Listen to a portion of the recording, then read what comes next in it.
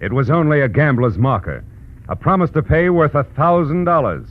And I was hired to find it, which sounded easy, until I realized that it meant the whole future to two men, freedom to a third, and death to the girl in the cottage. From the pen of Raymond Chandler, outstanding author of crime fiction, comes his most famous character in The Adventures of Philip Marlowe.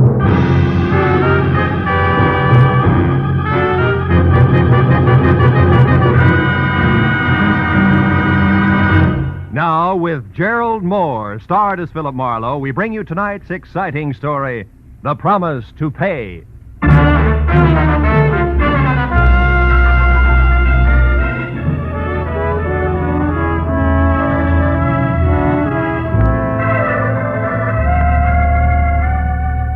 It started over a bottle of port at 5 o'clock in the afternoon, when Mama Nodella, a proud old lady who ran a restaurant, bet me I couldn't prepare a dish of chicken cacciatore.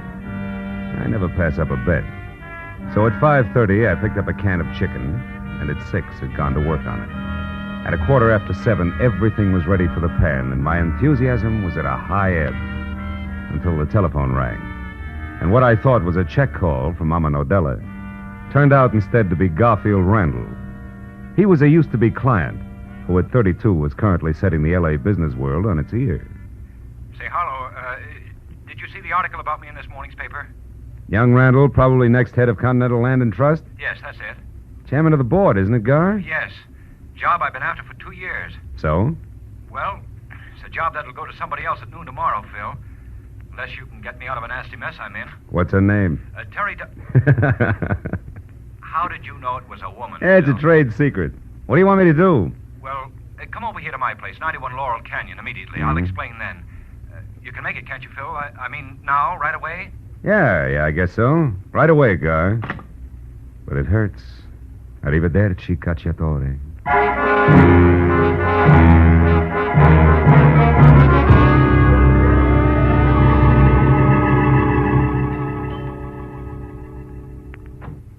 Oh, come in, Marlowe, quickly. I'm due there at 8, and it's almost that now. Small point, Gar, but just where is there? Oh, Terry Dodge's cottage over in the valley, 3840 Sunsweat Drive, just beyond Arthur Murray's place on Ventura. I'm expected because the lady wants $20,000 to keep her mouth shut. About what? The fact that a few days ago, an innocent evening with some new friends ended up with me gambling and losing $1,000 at Paul Naylor's club on Lancashire Boulevard, also in the valley, 3100 North. I didn't have the cash on me, so he took my IOU.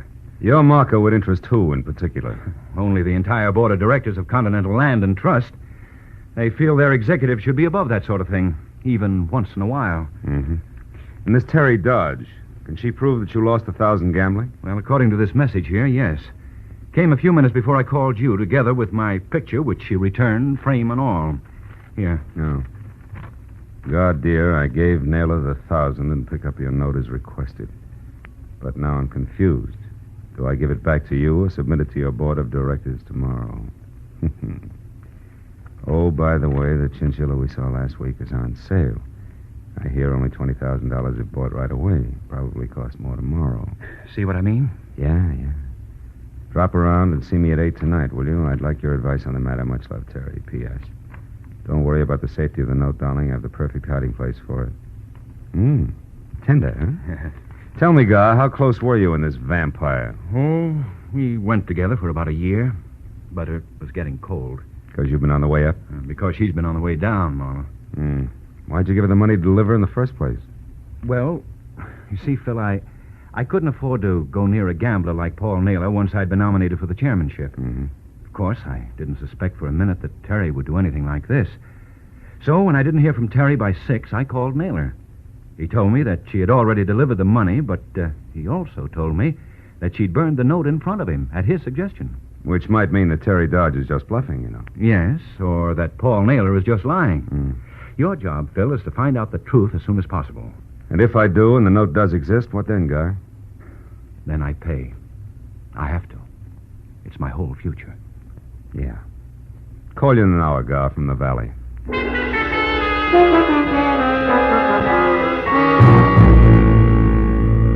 after Randall generously settled the matter of my fee with 2 crisp $100 bills.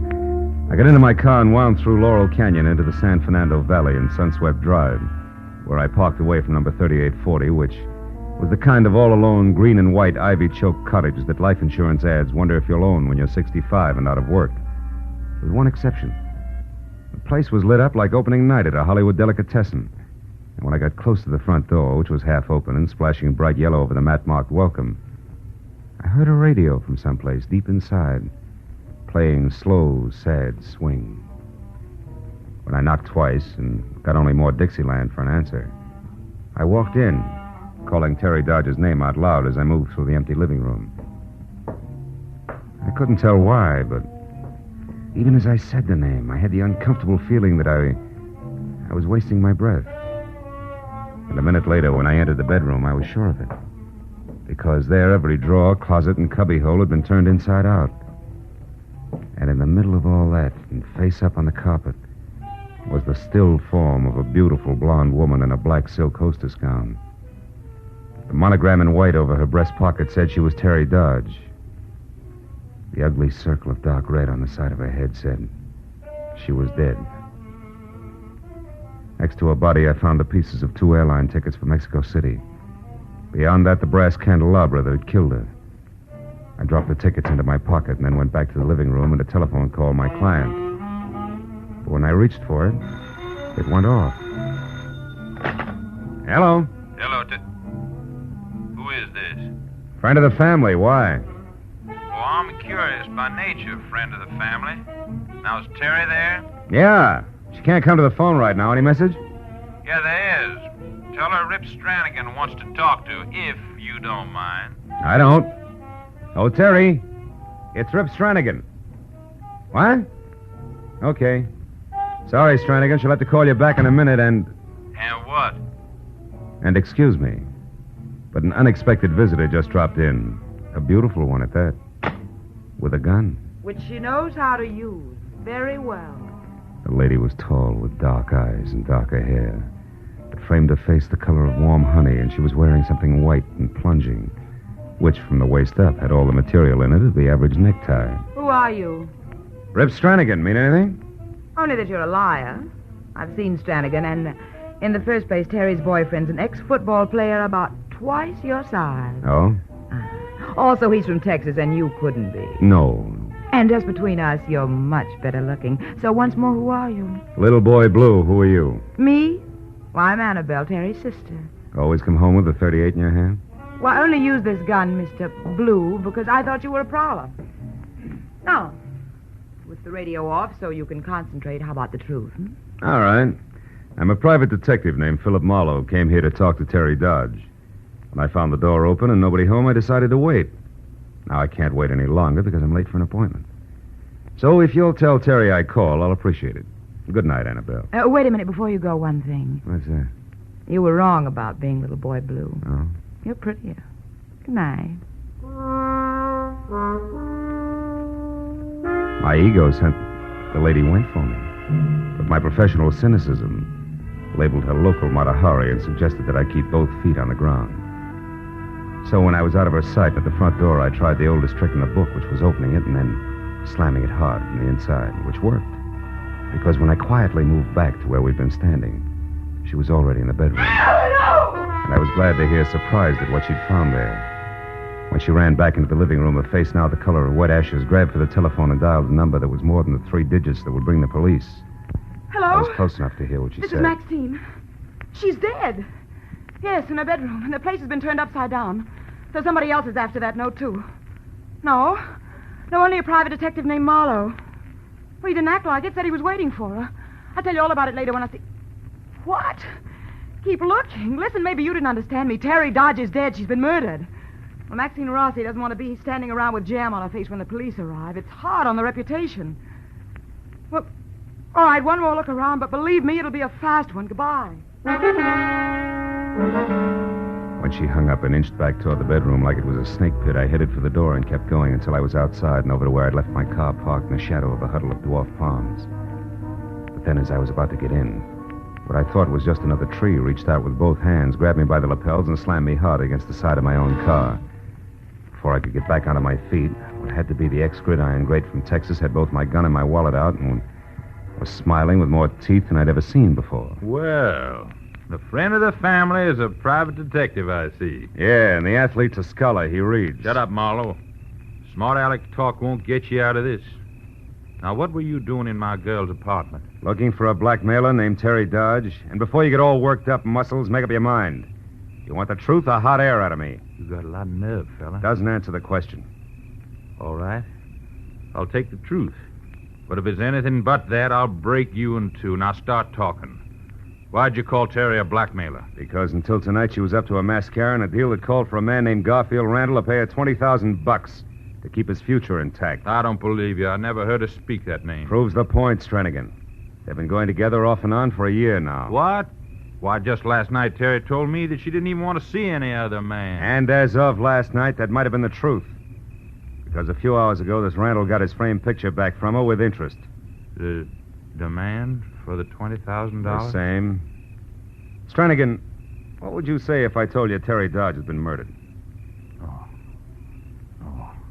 No, Marlowe! Let go! You're lying! Flanagan, let go of my throat! Lying! It's through, do you hear? Let go! Let go. I'm sorry, fella. Do you have any idea who did it? Yeah, but there's still a little groundwork to be done before I go to the police. You mean nobody knows about this yet? Outside of a girl named Maxine Rossi, someone she talked to on the telephone, and the murderer, no. Now tell me, Stranigan, did you ever hear Terry speak of either this Rossi girl or a gambling note that a guy named Paul Naylor held? No, I didn't, Marlowe. But where do those two fit in? That, Stranigan, comes under the heading of groundwork. Now, if you can keep all this under your sombrero until you hear from me again, I'll take my gun and wallet and get going. What do you say? I say yes. On one condition, Marlowe. When you do get to the killer, I'll get first crack at him. Fair enough. Now, where can I reach you? 4812 North Ogden Drive. You think you'll need any help? I don't know. Paul Naylor's my next stop, and according to the talk downtown, he's a hard man to get next to. I'll call you later.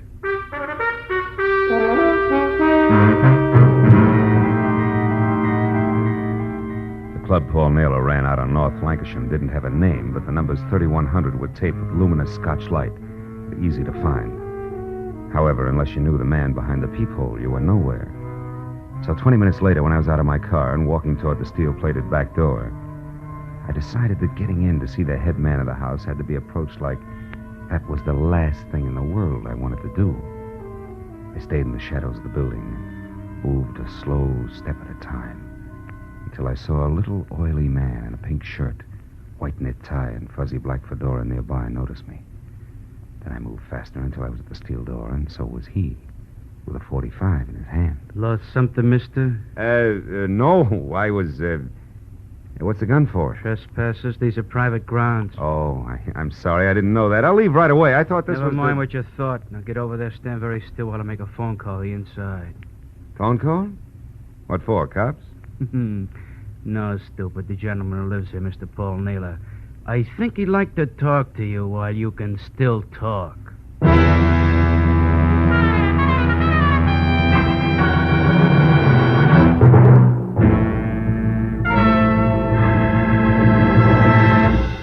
In just a moment, the second act of Philip Marlowe. Now, with our star, Gerald Moore, we return to the second act of Philip Marlowe and tonight's story, The Promise to Pay.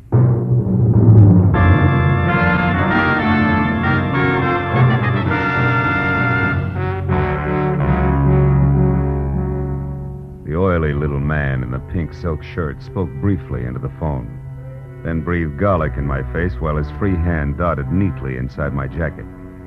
When it came out, it brought 38 with it.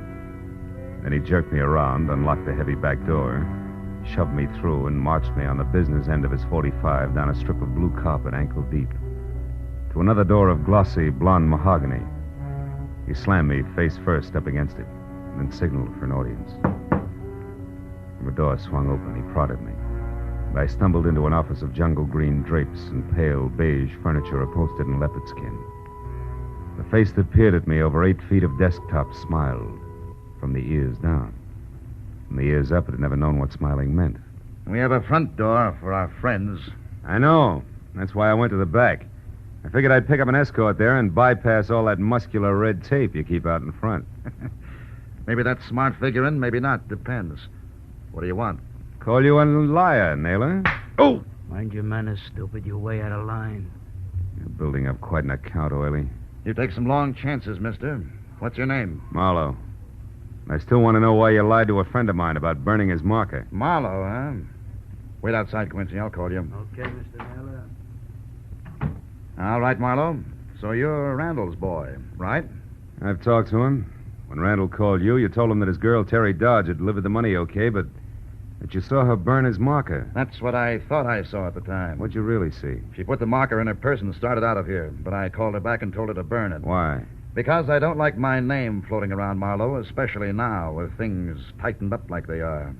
So she went over to the fireplace there and burned a piece of paper. But it wasn't the note, huh? Right boy. That call from Randall gave me ideas. I checked the pieces left in the fireplace, and they weren't even the same kind of paper as the marker. So somebody's shooting an angle, Marlowe, one with my name on it. I don't like that. I suppose you got the marker back all right. Not yet. However, I intend to. Mm-hmm. But on your first try, you got too rough too fast.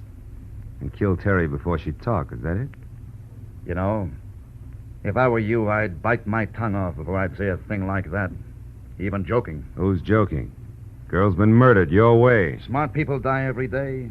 Lots of ways. Yes. Well, thanks for the information. Good night. Sit down. Wait a minute, Naylor. The interview's over. Not quite. What's Randall steamed up about? Blackmail, which puts you both in the same boat. If I get the marker to protect him, I have to protect you at the same time for no extra charge. Let's be sensible. Sensible? Okay. Quincy? Yeah, Mr. Naylor? I'm going out. Sit on Marlowe here. Real hard if necessary. Till I get back. Sure. It'll be a pleasure, won't it, Mr. Marlowe?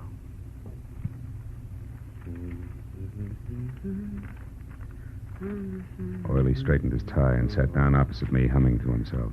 Then he unfolded a racing form, tilted his chair back, and apparently forgot about me. He was a perfect setup for a very old gag.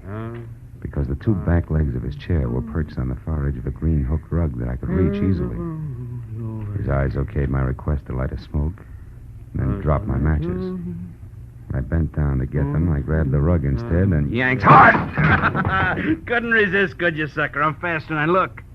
Come on, I should have known. Well, 100%. Now I got an excuse to work you. Wait a minute, Naylor will want to talk to me when he gets back, Stooge. You'll be able to talk, only maybe you won't think so good. Get back there in the corner. Go on, move. That's it. Now turn around and face the wall. He kept the .45 pointed at my middle even while he shifted it to his left hand. Then he dipped his right into the side pocket and brought it out, clenched around an ugly set of brass knucks. There was a tight knot in the pit of my stomach as he started toward me. I just made up my mind to try for his gun regardless when I heard it. When I turned and looked, Oily was sprawled face down on the floor and sprinkled with chunks of shattered crockery, and standing over him like a victorious gladiator was Maxine Rossi. Marlowe, I came as soon as I found out you were in here. He is so vicious, this Quincy. Not at the moment, baby, thanks to you. But I don't get it. There's no How did time you... for talk now. Come to the roulette table as soon as you can. Hurry, darling. I watched her slip through a side door. Then rolled Quincy over, got my gun back in its holster, and all of 7 seconds later went out through the same side door. It opened into a lush room, 50 by 50, checkerboarded with people bunched around evenly spaced gaming tables. I moved toward the click of a roulette wheel and found Maxine there throwing blue chips around with a subtle recklessness that meant she had a fortune to squander or that she was a shill for Naylor. How's your luck, baby? Still holding? Uh-huh. It is so far. But it may change any instant now. Yeah, well, I guess it's my turn then. Come on, I'll pick up some chips. 10 black. Marlowe, we got to get you out of here. You work for Naylor, don't you, Maxie? Yes, but not like I'd work for you, Marlowe. Oh? He sent you up to Terry Dodge's place tonight. Find out what she wanted with that marker. And it was Naylor you called when you found Terry's body, huh? Yeah. He just left Marlowe not a minute ago. 50-00. Where was he heading? I don't know, but one of those scraps of paper that wasn't burned in the fireplace. There was a telephone number of a travel agency on it. He had that with him. A travel agency? Yeah.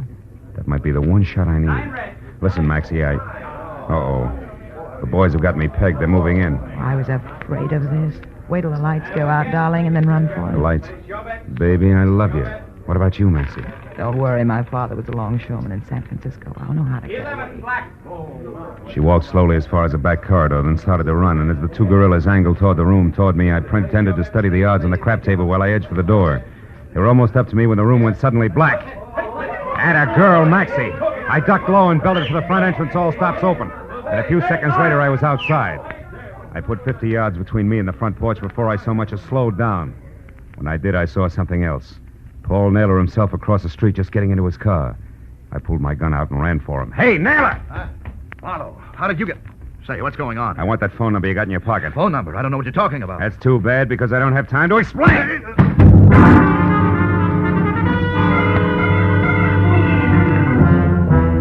It was 5 minutes and all of 5 miles later when I stopped at a gas station and climbed into a phone booth to call the travel agency number on the half-burned piece of paper that I'd taken from Paul Naylor. I was sure now that at least I'd get an answer to fit the 2 airline tickets to Mexico City. But the girl who answered the phone exploded that dream with her opening line. Good evening, Canadian and Northern Railway Agency. Canada. It didn't make sense. On a hunch, I shot a girl with a description of Terry Dodge and hit pay dirt on the first try. A woman who matched it had made a reservation that afternoon to leave for Canada at midnight alone. But then the girl asked me a question. And the answer to that made my next stop my client as fast as I could get there. The drive into Laurel Canyon and up the twisting trail they call the road put some new gray in my hair. But before I got to Randall's house, I pulled over, parked, and climbed the rest of the way quietly on foot. A long brown convertible that wasn't Randall's squatted under the bushes beside the house. I crossed the patio and went in through an open window. What I said, Randall. I could hear voices, so I inched along the back hall to an open study door and listened. And don't try anything cute, buddy, or I'll break you in two, and I mean it. Well, what do you say? Give me the money and I'll give you that marker. Well, How do I know you've got the marker? Where did you get it? I killed that double-crossing girlfriend of ours, sweet Miss Terry Dodge, to get it. That's where. What? You mean Terry's dead? Yeah. We were pulling this deal together and then going to Mexico. But she got greedy, was going to get the money and take off for Canada alone. So now I'm doing it alone. Get the dough, Randall. Time's short. Wait, I want to see the marker first. Well, sure. Hand me that picture there. That's right, pretty boy. The one Terry sent back to you today. Well, come on. All right. Here. Thanks. Hey, what are you... What? The marker. It was behind my picture all the time. Yeah, Terry was real smart. And so was that blabbermouth Marlowe. He tipped me off to the whole thing when he told me Terry sent this back to you today. The marker wasn't anyplace else, so it had to be here. And here it is, Randall. All yours. For 20 grand. No, I won't pay it. I had to pay Terry blackmail for that note, but I won't shield a killer. All right, Randall, have it your way. But I'm walking out that front door, and that means I gotta leave you dead on the floor. Randall, Doc! Not this time, Marlowe! Oh, Marlowe, that was awfully close. Never mind that. Come on, let's get him. Oh, you missed him. Yeah, stay here. I'll get him. Oh, my car. I left it halfway down the hill. He'll be 10 miles away the way he's driving before I can get to it. Well, he's got to be good to drive those roads that fast. Yeah. Phil. He went over. He was going too fast to get around your car. He went over. Yeah. And if anybody ever had it coming, it was Rip Stranigan. All American.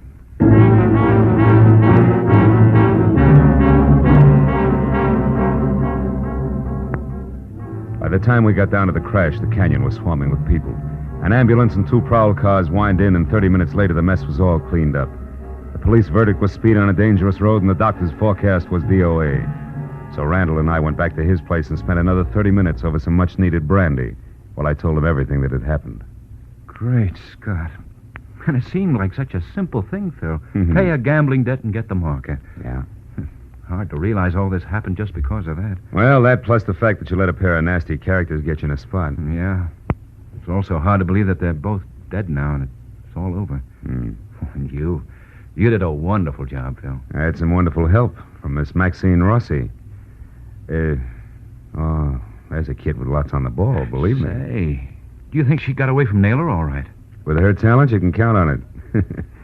But just to play safe, I'm going to let Mr. Naylor know it's hands off, or I'll see his joint ripped wide open. I'd sure like to help, but I've just sown my last untamed oat. Yeah, I think so. Well, you're in good shape now. Boys at headquarters are reasonable. I'll run along and tell them what they need to know. Okay. Oh, Phil, just one thing first. Hmm?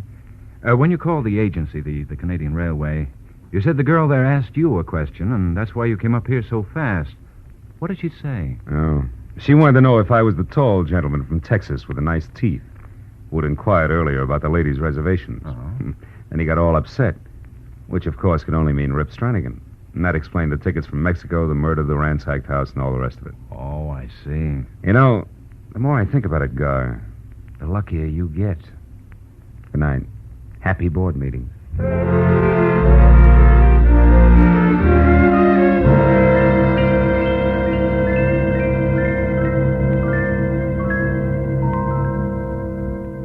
It was 2 o'clock in the morning. And the thought of my kitchen littered with dead chicken, raw rice, and the jumble of spices practically turned my stomach until I opened my apartment door.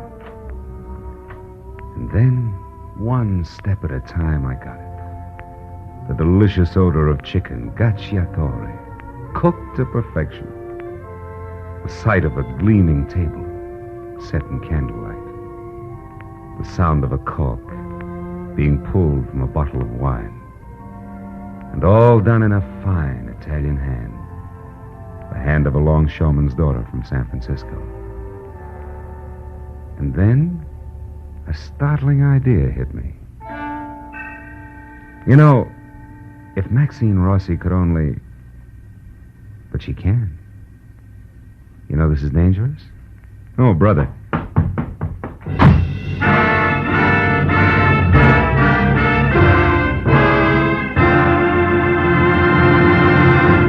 The Adventures of Philip Marlowe, created by Raymond Chandler, star Gerald Moore, and are produced and directed by Norman MacDonald. Script is by Mel Donnelly, Robert Mitchell, and Gene Levitt. Featured in the cast were Bill Johnstone, Betty Lou Gerson, Barney Phillips, John Daner, and Jack Crucian. The special music is by Richard O'Runt. Be sure to be with us again next week when Philip Marlowe says... When it started, the tide was high on the San Pedro waterfront, and a hot-tempered kid had murder on his mind.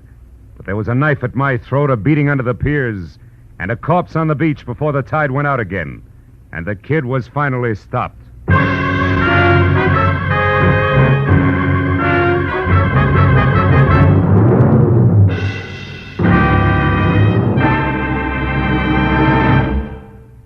This is Roy Rowan speaking. This is CBS, the Columbia Broadcasting System.